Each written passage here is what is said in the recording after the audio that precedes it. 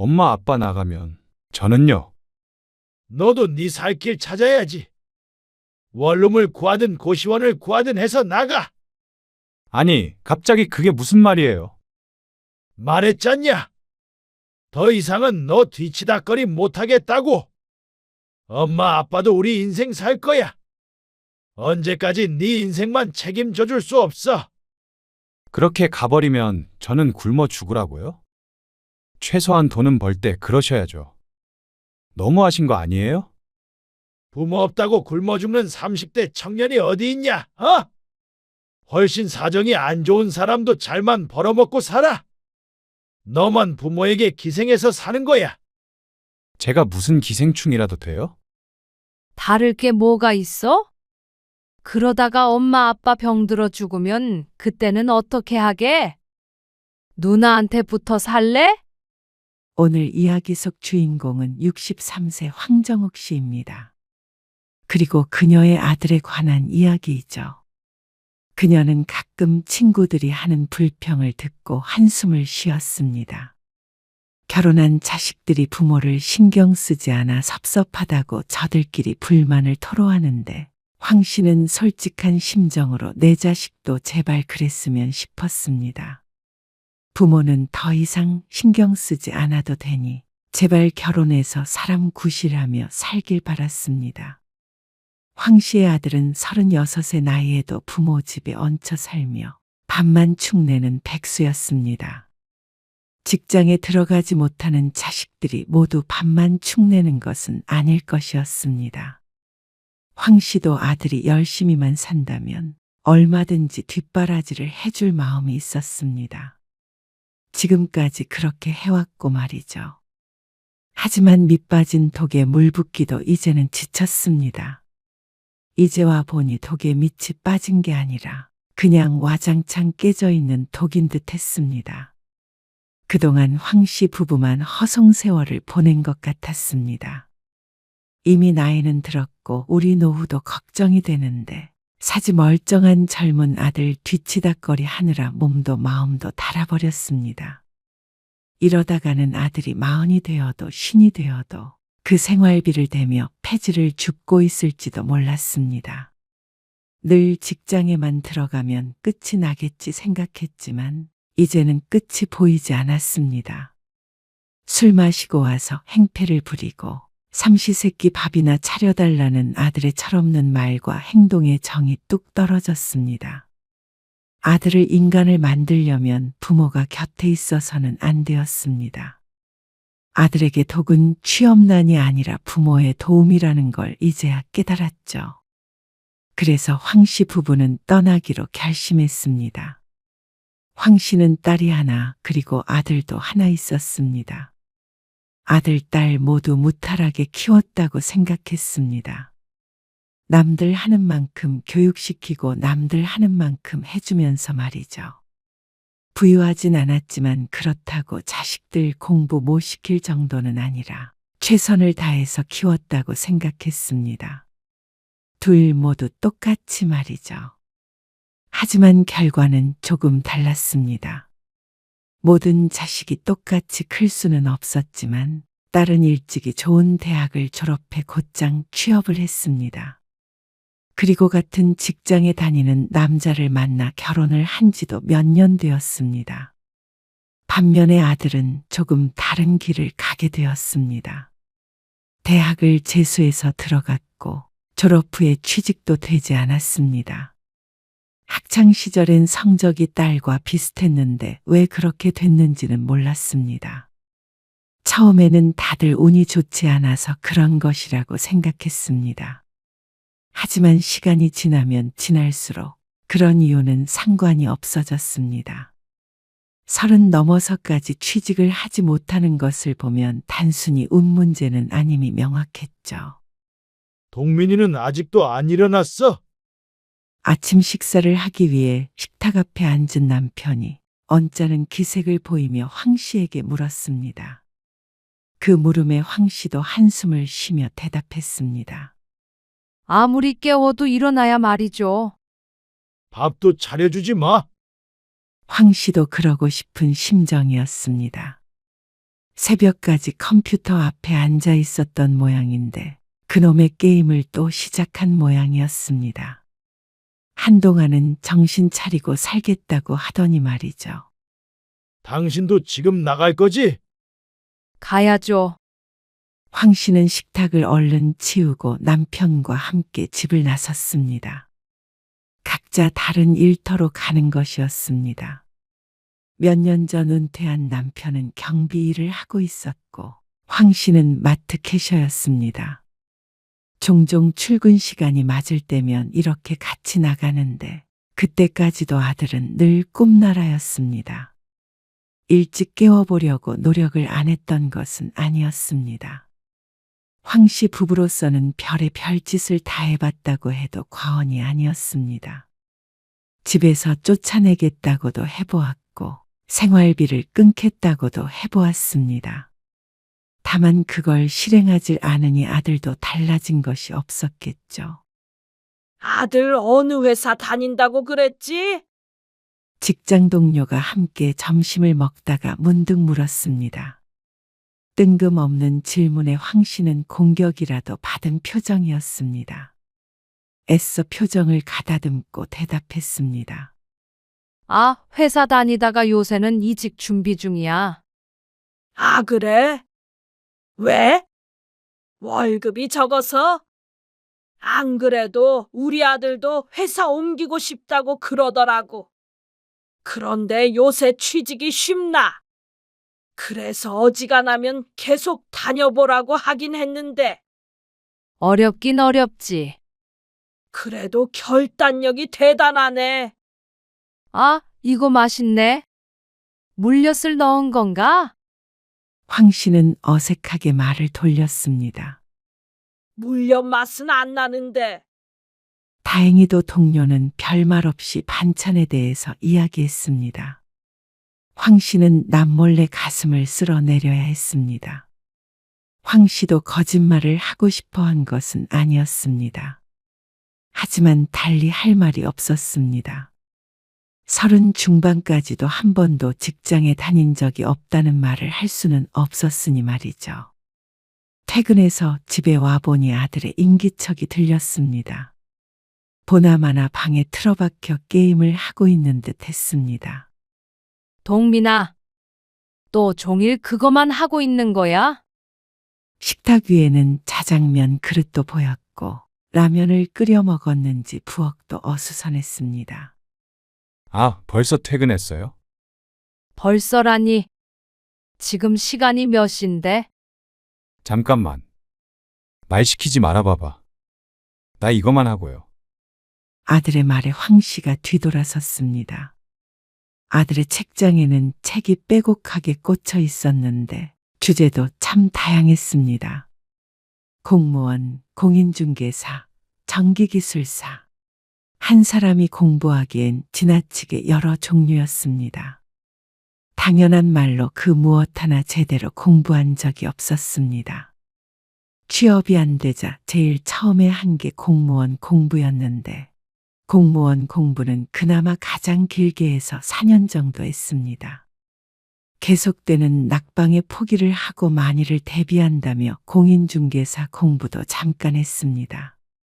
그건 1년도 못하고 포기해버렸습니다.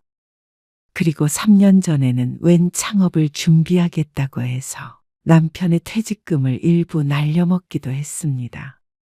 그때만 생각하면 황 씨는 지금까지도 자다가 벌떡 일어날 정도였습니다. 지금은 또 다시 회사에 들어가겠다고는 하는데 뭘 준비는 하고 있는 것인지 몰랐죠.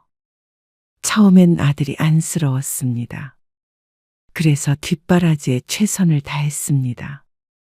밥 해주고 생활비도 주며 언젠가는 빛을 발할 날이 오겠지 생각했습니다. 동민이 아직 좋은 소식 없지? 그렇지. 사정을 알고 있는 여동생이 어느 날 전화를 걸어왔습니다. 내가 아는 사람한테 슬쩍 물어봤더니 이력서 써보라고 그러던데 동민이도 이제 독립해야지? 정말? 어떤 회사인데? 큰 회사는 아니야. 외국 물건 수입해다가 파는 회사인데 그래도 그 대표가 사람이 참 괜찮아서 직원들 잘 챙겨. 아이고, 고마워. 내가 서류 받아서 보내줄게. 번거로울 텐데 이렇게까지 조카를 생각해주나 싶어 눈물이 날 지경이었습니다. 여동생이 황 씨의 아들을 어릴 때 참 예뻐했습니다.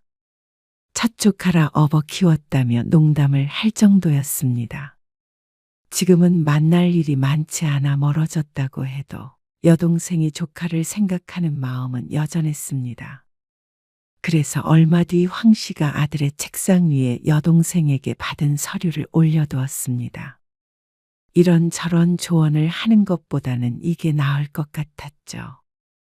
그런데 황 씨의 예상과는 다르게 아들은 크게 화를 냈습니다. 엄마, 이게 뭐예요? 누구 눈치 줘요? 눈치 주는 게 아니라 이모하는 사람 회사래. 거기 좋다고 너 추천해 준다고 하더라. 내가 이런 데 들어가려고 지금까지 이러고 있던 건 줄 알아요? 그렇지만 아들의 나이가 벌써 30 중반이었습니다. 남들은 다들 애 아빠가 되는 나이에 아직도 취업 준비를 하고 있는 아들 때문에 애가 탔습니다. 황 씨도 지쳤고 말이죠. 나도 준비하고 있는 회사 있으니까 제발 참견 좀 하지 마세요. 엄마가 취업에 대해서 뭘 안다고 회사 다녀본 적도 없으면서. 중얼거리는 아들의 말에 황 씨는 상처받았습니다. 아들도 마지막 말은 괜히 했다 싶었는지 말을 뱉어놓고도 힐끔거리며 눈치를 봤습니다. 황 씨는 뭐라 한마디 하려다 말고 도로 입을 다물었습니다. 그냥 대화를 끝내고 싶었습니다. 2절 3절까지 아들과 말을 주고받으며 감정 상하고 또 기력을 소모하고 싶지 않았습니다. 그런 지 또 10년이면 충분했습니다. 황 씨가 방을 나서자 아들은 쾅하고 문을 닫았습니다. 전 같았으면 황 씨도 전전긍긍 했을지도 몰랐습니다. 하지만 닫힌 방문 안에서 아들이 무얼 하는지 이제는 알았습니다. 보나마나 게임일 테죠. 동민이 저놈 계속 저렇게 두면 안 돼. 알기야 알죠. 이렇게 죽도록 일해서 저놈 생활비로 다 나가는 게 도대체나 말이 돼. 황 씨가 남편의 말에 침통한 표정을 지었습니다. 그리고 이거 봐. 남편이 퇴근길에 우편함에서 아파트 관리비 명세서를 들고 왔습니다. 남편의 손가락이 짚는 곳에 보이는 전기요금에 황 씨도 입이 쩍 벌어졌습니다. 집에서 하루 종일 에어컨 틀어놓고 종일 컴퓨터 게임하고 24시간 전기를 그렇게 사용하는데 전기요금이 안 나오고 배겨? 날이 더워져서 그런가 정말 살벌한 금액의 전기요금이 나왔습니다. 방뿐만이 아니라 황 씨 부부가 없을 땐 거실도 늘 차가운 온도를 유지하다 보니 이럴 수밖에 없었습니다. 남들이야 낮에는 출근하고 보통 저녁부터 집에 있으니 이 정도까지 나오진 않겠지만 황 씨 집은 온종일 모든 전자기기가 가동했습니다. 아들 때문이었습니다. 취직이 안 되면 알바라도 해야 할 거 아니야. 너 언제까지 부모 등골 빼먹을래? 결국 남편이 폭발했습니다. 아들은 입을 꾹 다물고 있었습니다. 그놈의 게임은 언제까지 할 거고? 네가 몇 살이야? 게임할 나이야? 지금 뭐가 중요한지 몰라서 그래? 저도 답답해서 그래요. 아들이 울분 섞인 음성으로 대꾸했습니다. 저도 힘들다고요. 그래서 숨 쉴 구멍이 필요해서 그런 거예요. 어떻게 사람이 계속 공부만 하고 계속 이력서만 써요? 너는 하루에 1시간이라도 취직하려고 뭐라도 하냐? 안 하겠어요, 그럼? 아버지는 출근하니까 모르시는 거죠. 이 아버지 나이가 몇인데 경비 일하러 출근한다. 그러면 적어도 너는 그 시간만이라도 최선을 다해서 살아야 할 거 아니야. 그 말에 아들은 또다시 입을 다물었습니다. 남편이 아무리 잔소리를 해도 소용이 없는 것 같았습니다. 비슷한 대화를 한 달 전에도 했었고 그 전에도 했었습니다. 하지만 그때뿐이었습니다. 욕을 먹으면 한동안은 게임을 안 하고 열심히 하다가 또다시 슬그머니 한량으로 돌아왔죠. 그러던 어느 날이었습니다. 황 씨는 다니던 마트에서 해고 통보를 받았습니다. 허리도 아프고 손목도 안 좋아졌는데 돈을 벌기 위해 억지로 다녔던 마트였습니다. 남편도 말렸지만 그렇게 하지 않으면 황 씨 부부의 노후가 걱정이었습니다. 아들이 어쩔 때는 인터넷 강의를 신청한다고 돈을 가져갔고 또 어쩔 때는 면접 보는 양복을 사야 한다며 돈을 가져갔고 또 어쩔 때는 노트북이 필요하다며 카드를 긁었습니다. 다달이 성인 남성에게 드는 생활비도 무시할 수준이 아니었고 말이죠. 아들은 집에서 게임을 하지 않으면 종종 친구를 만나러 나가기도 했는데 그때도 10만 원씩 쓰는 것은 우스운 일이었습니다. 그래도 마트에서 받는 월급이 있기에 경제적으로 힘든 정도는 아니었는데 이제는 남편의 월급에 의지해야 할 판이었습니다. 퇴직금도 온전하지 못한 마당에 60대인 지금부터 모아둔 돈을 까먹으며 살 수는 없었습니다. 오늘 김도령 추어탕집에 가보려고요. 거기에 사람 구한대. 주방 보조 구한다는데 힘들어서 어떻게 해? 그래도 뭐라도 해봐야지. 다른 마트는 없어? 그래도 마트가 좀 낫지 않아? 처음에는 마트에 다니는 것도 반대했던 남편도 식당 일보다는 마트가 낫다고 생각하는 것 같았습니다. 아니면 요새는 애기들 어린이집 데려다 주고 뭐 그런 아르바이트도 있다던데. 그런 좀 쉬운 걸로 알아봐. 일단은 식당 다니면서 천천히 구해보는 게 낫죠. 당장 공백이 생기는 게 불안해서 어쩔 수가 없었습니다. 지난 달 카드값도 상당하게 나와서 말이죠. 그런데 아들은 그런 상황을 아는지 모르는지 속 편한 소리를 했습니다. 마트 그만뒀으면 이제 엄마가 밥 챙겨주는 거예요? 라면 먹기 진짜 지겨워. 배를 긁적거리며 하는 말에 황 씨가 주먹을 쥐고 가슴을 쳤습니다. 너는 지금 그런 소리가 나와? 이 한심한 놈아. 너 언제까지 그렇게 살 거야? 한심한 놈이요? 그래? 정신 좀 차려라. 그럴 거면 나가서 취업 준비를 하든 공부를 하든 알아서 살아. 그러자 아들은 씩씩대더니 휴대폰을 집어들고 나가버렸습니다. 저놈이. 그리고 황 씨 부부는 그날 부부싸움을 했습니다. 아들만 아니면 좀처럼 싸울 일이 없는데 꼭 상황이 이렇게 됐습니다. 왜 자식을 그렇게 오냐오냐 키워? 아니지. 이제는 키우고 말고 할 나이도 아니잖아. 그 말에 황 씨는 할 말이 없었습니다.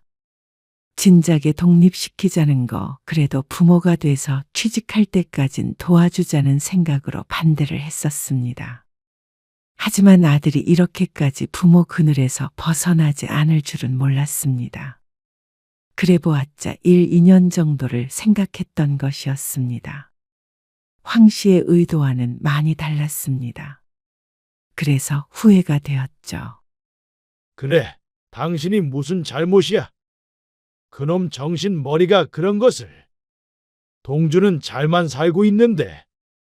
형제간 비교를 해서는 안 되겠지만 딸은 굳이 황 씨 부부가 신경 쓰지 않아도 앞가림을 잘만 하며 살았습니다. 오히려 해마다 황 씨 부부 건강을 챙긴다고 보약도 지어주었습니다. 어째서 같이 키운 자식이 이렇게 됐는지 몰랐습니다. 그날 새벽까지 아들은 들어오지 않았습니다. 어디 갔나, 언제 들어오나 걱정하지 않을 참이었습니다. 몇 년 더 있으면 40이 될 아들이었습니다. 길에서 자빠져 자더라도 자기가 책임져야 할 나이였죠. 그런데 새벽 3시에 집에 들어온 아들은 난동을 부렸습니다. 제 딴엔 속상해서 술을 먹고 하소연을 하는 것 같았지만 아주 폭력적이었습니다. 옆에 보이는 공기청정기를 발로 차며 아들이 소리쳤습니다. 세상 어떤 부모가 자식이 돈 못 번다고 그런 식으로 말을 해요? 휘청거리면서도 발음은 무척 정확했습니다. 내가 뭐 어디 가서 사고를 치는 것도 아니고 말이야. 그렇다고 뉴스에 나오는 나쁜 놈들처럼 부모를 해코지 하는 것도 아니고 말이야. 아니, 비교를 해도 왜 그렇게 하는지 몰랐습니다. 쓰레기와 비교해서 덜 쓰레기가 되고 싶은 모양이었습니다. 제발 조용히 안 할래? 옆집에도 들릴 지경이었습니다. 남편은 가만히 서서 그 모습을 지켜만 보고 있었습니다. 내가 뭘 잘못했는데요. 나도 먹고 살아보려고 애쓴 죄밖에 없어. 애를 써. 네가 무슨 애를 써? 매일 게임만 하잖아. 그 정도 기분 전환도 안 하고 어떻게 살아. 사람이. 그 시간에 나가서 편의점 알바라도 했으면 내가 말을 안 해. 그딴 일을 누가 해. 그러자 남편이 큼지막한 걸음으로 성큼성큼 다가와 아들의 뺨을 내리쳤습니다. 아버지, 그러고서 아들은 황 씨를 쳐다보았습니다. 아버지를 말려달라고 하는 듯한 눈빛을 보냈고 황 씨는 그걸 외면해 버렸습니다. 어쩌면 이 나이에도 매가 필요한 때인 것 같았습니다. 너 그따구로 망나니처럼 살 거면 다 때려치워. 제가 뭘요? 제가 뭘요? 인간답게 좀 살아. 엄마랑 아버지가 저 취직하는 거 뭐 보태주기라도 하셨어요. 얼마나 힘든지 알기나 하세요. 그래? 모른다. 몰라도 지금까지 뒷바라지 해줬어. 네 엄마 손목 나가도 식당에서 설거지해. 그런데 너는 종일 집에서 허송세월만 보내. 그러고도 네가 사람이야. 해준 게 없다고? 그래. 이제 정말 그렇게 살자. 우리도 너한테 더 이상 못 해주겠다. 이 집에서 나가. 아들은 서러운 듯 땅을 쳤습니다. 하지만 황 씨는 더 이상 그 모습이 안쓰러워 보이지 않았습니다. 아들은 이러고 나서 또 언제 그랬냐는 듯이 유유자적한 백수의 삶을 산 테니 말이죠. 그리고 그럴 수 있었던 이유가 황 씨 부부였다는 것도 알고 있었습니다. 스스로 벌지 않아도 돈을 대주는 사람이 있다면 황 씨라도 그렇게 살고 싶을 것이었습니다. 애초에 황 씨의 잘못이었습니다. 자식이 이렇게까지 된 것은 말이죠. 내가 내 집에서 왜 나가요? 못 나가. 죽어도 안 나가? 아들은 흐느끼다가 술기운을 모시겼는지 잠이 들었습니다. 코를 드르렁 고는 모습이 그렇게 한심해 보일 수가 없었습니다. 새벽에 이르게 잠에서 깬 황 씨 부부는 다시 잠들지 못했습니다. 식탁에 마주보고 앉아서 대화를 나눴습니다. 이놈이 안 나간다면 우리가 나가자고. 우리가요? 이놈 쫓아낼 생각만 했지. 우리가 나갈 생각은 못했잖아. 남편의 말이 맞았습니다. 제발 좀 독립하란 소리는 여러 번 했었는데 제발로 나가질 않으니 도리가 없었습니다. 이렇게 거머리처럼 붙어서 부모의 피고름을 빨아먹고 살 작정인 것 같았습니다. 그렇다면 황 씨 부부가 나올 수밖에 없었습니다. 왜 그런 생각은 하지 못했는지 후회스러웠습니다. 엄마, 지난밤에 황 씨는 우물쭈물 거리며 말을 꺼는 아들을 외면한 채로 집 밖을 나섰습니다. 식당이 쉬는 날이었지만 할 일이 있었죠. 저 집 좀 내놓으려고요.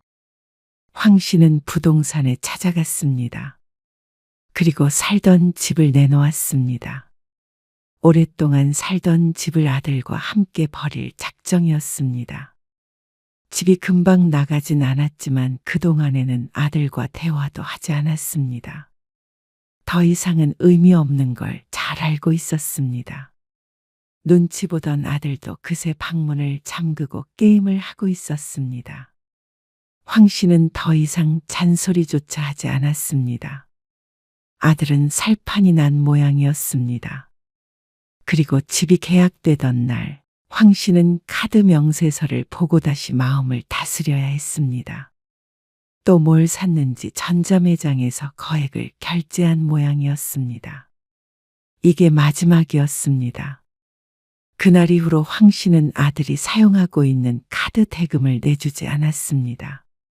한도를 적게 설정했는데도 매달 어찌나 꽉꽉 채워서 쓰던지 그걸 갚느라 황 씨는 일을 쉬지 못했습니다. 참 어리석었습니다. 자식을 사랑한다는 이유로 바보 같은 짓을 하며 살았습니다. 그걸 애써 외면하고 살았던 것 같았습니다. 그런데 이제는 아들뿐만이 아니라 황 씨도 정신을 차릴 때가 되었습니다. 그리고 황 씨는 지방 서도시에 있는 조그만 집을 구했습니다. 그동안 황 씨도 남편도 일을 그만두고 계속 왔다 갔다 했습니다. 아들은 꿈에도 몰랐습니다. 부모가 언제 출근하고 퇴근하는지도 제대로 모르니 무슨 일을 벌이는지도 알 턱이 없었습니다. 그리고 집을 비우기 보름 전, 황 씨 부부는 아들을 불러 앉혀 말했습니다. 이 집 팔았다. 네? 집 팔았어. 엄마 아빠 이사 갈 거야. 어디로요? 아주 멀리. 시골로. 네? 아들은 잘못 들었다는 듯이 되물었습니다. 그래서 황 씨가 다시 한번 정확하게 말해 주었습니다. 이 집 팔고 엄마 아빠 둘이 시골로 내려가기로 했어. 보름 뒤에 집 비워줘야 하거든. 그러니까 너도 맞춰서 나갈 준비해. 둘이 시골로 내려가면 저는요. 아들은 맹하게 되물었습니다. 너도 네 살길 찾아야지. 원룸을 구하든 고시원을 구하든 해서 나가. 아니, 갑자기 그게 무슨 말이에요? 말했잖냐. 더 이상은 너 뒤치다거리 못하겠다고. 엄마 아빠도 우리 인생 살 거야. 언제까지 네 인생만 책임져 줄 수 없어. 그렇게 가버리면 저는 굶어 죽으라고요? 최소한 돈은 벌 때 그러셔야죠. 너무하신 거 아니에요? 부모 없다고 굶어 죽는 30대 청년이 어디 있냐? 어? 훨씬 사정이 안 좋은 사람도 잘만 벌어먹고 살아. 너만 부모에게 기생해서 사는 거야. 제가 무슨 기생충이라도 돼요? 다를 게 뭐가 있어? 그러다가 엄마 아빠 병들어 죽으면 그때는 어떻게 하게? 누나한테 붙어 살래? 그때까지 제가 돈도 못 벌 거라고 생각하세요. 이렇게 살면 벌겠냐? 아들은 분노했습니다. 부모가 돼서 자식에게 어쩜 이렇게 매정하냐며 소리쳤습니다. 황 씨 부부는 그걸 무덤덤하게 들으며 앉아 있었습니다. 그리고 카드도 돈 안 내주셨죠. 진짜 부모 자식 연도 같이 끊어버리시게요? 그게 된다면 그렇게 살자. 뭐라고요? 그렇게 해야 너도 살고 우리도 살 것 같다. 아버지, 할 말은 여기서 끝이니까. 너도 방 알아보고 해. 보증금 한 푼도 없이 어떻게 방을 얻어요? 고시원이나 보증금 필요 없는 데도 있잖냐. 그것까지 일러줘야 하냐. 남편은 차갑게 대꾸하며 자리에서 일어섰습니다. 아들은 허탈하게 그 자리에 앉아 있었고 황 씨 부부는 아들과 같은 공간에 있기 싫어 밖으로 나왔습니다. 바람이라도 쐬고 들어갈 생각이었습니다. 그리고 2시간쯤 뒤에 집에 들어가자 집안이 조용했습니다. 혹시나 해서 아들 방문을 열어보려고 했지만 문이 잠겨 있었죠. 저는 못 나가니까 알아서 하세요. 아들이 방 안에서 소리쳤습니다. 그래도 소용이 없었습니다. 그 안에서 굶어 죽고 싶으면 그러고 있어. 아들은 하루도 못 버티고 나왔고 황 씨 부부는 아들과 대화를 나누지 않았습니다. 그리고 시간이 흘러 이삿날이 되었습니다. 아들 방에 있던 짐은 두고 짐을 모두 뺐습니다. 그러자 집안이 무척 횡했습니다. 이러고 있어봤자 새로운 주인한테 끌려나가지. 그 말에 아들이 외쳤습니다. 이렇게 자식 가슴에 대못 박고 떠나는 거 후회하실 거예요. 아니, 후회라면 여태 충분히 했어. 이보다 더한 후회는 없을 거야. 저도 더럽고 치사해서 나가요. 아들도 간밤에 짐을 싸둔 모양이었습니다. 옷가지도 챙겨두었고 컴퓨터도 박스에다가 넣어두었습니다. 그것까지 보고 황씨 부부는 차를 타고 아파트를 떠나왔습니다. 점점 멀어져 작은 점이 되어가는 아들의 모습을 오랫동안 눈에 담았습니다. 언제 다시 볼지 모르니 말이죠. 아들이 황씨가 떠난 뒤에 정신을 차리고 살지는 모르겠으나 사람 구실을 하고 살면서 다시 부모를 떠올리게 될 때까진 시간이 좀 걸릴 것 같았습니다. 하루아침에 될 일이었다면 이러고 살지는 않았을 테니 말이죠. 황 씨는 그 뒤로 아들에게 연락하지 않았습니다. 간간히 딸에게 그 소식을 들을 뿐이었습니다. 아들은 처음에 누나에게 손을 벌렸다고 했습니다. 하지만 딸은 그렇게 된 이유를 알기 때문에 한 달 쓸 돈 100만 원만 주었고 그 뒤로는 일절 도와주지 않았다고 했습니다. 그 사이에 아르바이트를 구한 아들이 고시원에 들어가서 살며 돈을 벌었다고 했습니다. 그것만으로도 사람이 된 듯 보이는 게 신기했습니다. 카드빚 갚느라 고생 좀 하는 모양이에요. 그래도 어쩌겠어. 다 자기가 쓴 것을. 아르바이트만으로만은 살 수 없으니까 요즘엔 회사 면접 보러도 많이 다녀요. 걱정 마세요. 걱정은 무슨 걱정을 해. 이제 걔가 또 일 그만두고 중내 사내 해도 걱정 안 하기로 했어. 그 말이 사실이었습니다. 그래서 몇 달 뒤에 아들에게서 전화가 왔을 때 황 씨는 받지 않았습니다. 아들은 여전히 취직을 못한 상태였습니다. 여보, 당신한테는 안 왔어요? 한 번 왔어. 안 받았어요? 당분간은 안 봐도 제대로 살고 있다는 얘기 들으면 그때 생각해 볼 거야.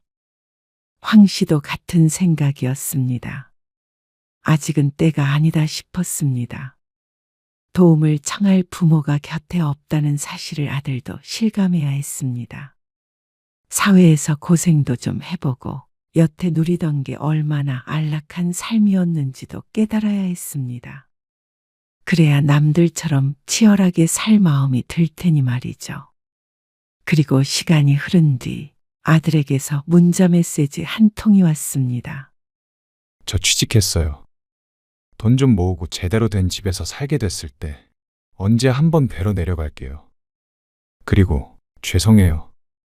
황 씨는 답장하지 않았지만 그래도 인생에 있어서 큰 짐을 하나 내려놓은 기분이었습니다. 이제야 좀 정신 차렸나 보네. 남편도 더 이상 말은 안 했지만 울컥하는 모양이었습니다. 황 씨는 그날의 결단이 참 잘한 일이라고 생각했습니다. 아들을 강제로 독립시킨 건 말이죠. 하지만 그날 아들만 부모로부터 독립한 게 아니었습니다. 어쩌면 황 씨 부부가 자식에게서 독립한 날이라고 생각이 됐습니다. 자식을 놓지 못하는 게 자신인 듯 했습니다. 이제서야 비로소 각자 살아갈 준비가 된 것 같았죠. 고추 좀 따올게. 밥 먹자. 시골의 삶은 도시보다 훨씬 좋았습니다. 집 팔아 남은 돈이 모두 여윳돈이 되었고 더 이상 아들에게 들어가는 돈도 없으니 생활도 여유로워졌습니다. 용돈벌이 정도는 여기서도 하고 있지만 그래도 전처럼 전쟁같이 살지는 않았습니다. 가끔은 시골의 한적함을 느끼며 지냈습니다. 이렇게 마음이 가볍고 평화로울 수가 없었습니다. 황 씨는 홀가분한 마음이 되어 휴대폰 화면을 껐습니다. 다음에 아들에게서 연락이 왔을 땐 답장을 해줄 수 있기를 바라며 말이죠.